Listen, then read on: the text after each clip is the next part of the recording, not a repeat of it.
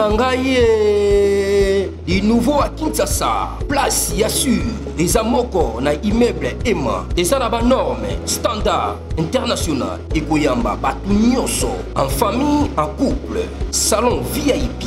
Et salle à manger, salle de bain confort et magistrale et des chambres à coucher, cuisine Kafou. Sécurité, ils ont assuré. Connexion internet illimitée, Facebook, TikTok, WhatsApp. Et à Ophélie, groupe électrogène 24h/24h. Courant et Kindakate. Na immeuble Emma. Notre adresse dans la commune de Kalamou, quartier Yolosi, avenue Balinga, numéro 9. Soyez les bienvenus. Immeuble Emma.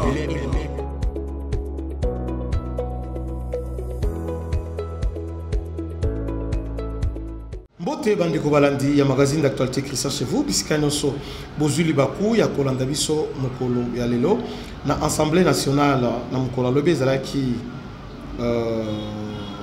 clôture ya session ya mois de mars ezala Sénat ezala assemblée nationale parce que mois de mars est arrêté wana et après ça sera maintenant mois de septembre rentrée parlementaire donc ba député ba qui vacances.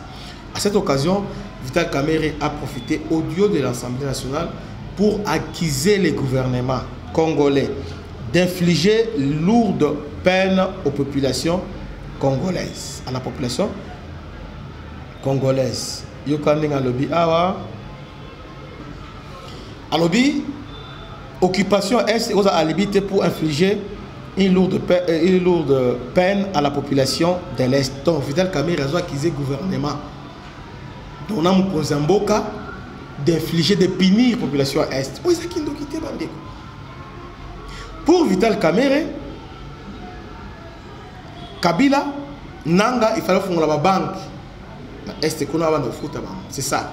D'ailleurs, je vois un journaliste Issako qui a écrit ça, qui dit Vital Kamerhe associer sa voix à celle de Joseph Kabila, Corneille Nanga, en demandant tacitement la réouverture des banques dans des zones occupé par l'armée rwandaise et l'AFC. En invitant le gouvernement à payer les fonctionnaires se trouvant dans ces zones, le président de l'Assemblée nationale a fait de la bancarisation de la paie des agents de l'État. Il dit qu'il ne faut pas que la guerre puisse constituer un alibi pour infliger à cette population une double peine. Et puis, il renchérit en disant dans la période de l'agression ougando-rwandaise, le pays était presque 3/3 entre les mains agresseurs, mais le paiement se faisait normalement. Je ne sais pas. Qu'est-ce qu'il a voulu dire par là? Moukozambo, on a évité. Qu'est-ce qu'il a... Est-ce qu'on ne veut pas les poursuivre pour propagation de faux bruits? Je ne sais pas. On a évité. Pourquoi on les laisse toujours? Il dit des histoires. En tout cas, il dit des histoires. Jean-Claude Katenda, dans le cahier. Alors, est-ce que le président de l'Assemblée nationale peut être poursuivi pour propagation de faux bruits? Voilà. Parce que Azo propagé va faux bruit. Je ne sais pas, parce qu'il fait là, tout le monde constate que Azo propagé va faux bruit. Donc, c'est comme s'il est en train de faire l'apologie. Il y a M23. Dernièrement, à Namoba, député Baye, ici, président de l'Assemblée nationale, il y a eu 318 morts. Alors, le président de l'Assemblée nationale, dans l'espace de 2 ans, il en avait 2 ans, 318 morts. Il y a eu malamon dans le bureau de l'Assemblée nationale. Il est mis de silence. Moba, cette nuit, on vient de tuer 318 personnes. On pensait que l'OBI a retiré, il n'a pas retiré ça. Au contraire, il a instruit Njoli, rapporteur, à démentir Yango. Est-ce que c'est vraiment normal? Est-ce qu'on peut agir comme ça? Un président de l'Assemblée peut agir comme ça. Donc, il est en train de combattre ce qu'il dit à l'intérieur. Il y a aussi les journalistes Mamba qui disent ceci. Toute la réflexion à eux. Ambroise Mamba. Voilà. Ambroise Mamba dit sécurité de l'État. Vital Kamerhe est un chef de corps à la posture revancharde et déstabilisatrice pour les institutions. les germes du conflit, les procès 100 jours. Selon Ambroise Mamba, c'est-à-dire Vital cherche à se venger de Félix Tshisekedi. Les procès 100 jours et la condamnation qui s'ensuivit auront été la pilule amère que Vital Kamerhe, premier directeur de cabinet de Tshisekedi, n'a jamais digéré. Même son acquittement tardif, considéré pour les raisons politiques,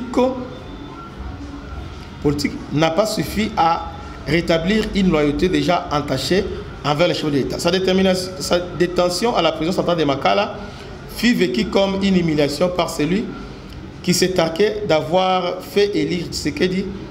Aussi, sa libération n'a-t-il pas effacé le ressentiment qui nourrissait contre un régime qu'il accuse d'avoir orchestré ses déboires judiciaires. En revanche, la revanche en marche. Bien que nommé vice-premier ministre et ministre de l'économie dans le gouvernement Sama, Kamerhe n'a jamais renoncé à l'idée de se venger. Contraint au devoir des réserves sur les fonctions, il a dit temporiser.